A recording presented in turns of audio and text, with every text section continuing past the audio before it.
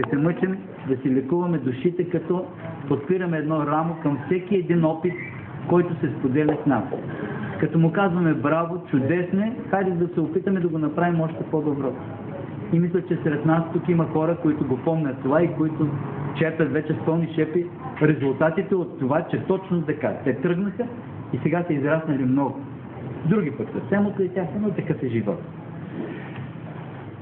И така още веднъж искам да ви поздравя всички, които сте отделили от времето си, от душата си, от безсънията си, за да споделите онази най-чиста и най-свята думичка, така както вие усещате, мама. И да пристъпим към четенето на резултатите.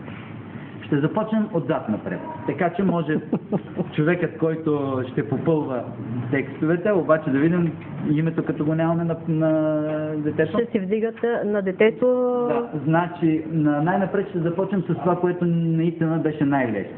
Това е категорията до 18 години, защото се оказва, че така кандидати за славата имало само един.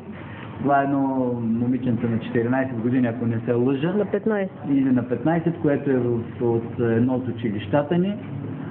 И тъй като няма други, ние му връчваме наградата с първо и единствено място, като разбира се си запазваме правото с статуетката, тъй като това не отговаря за художествени качества, да остане за следващия конкурс. Дай Боже!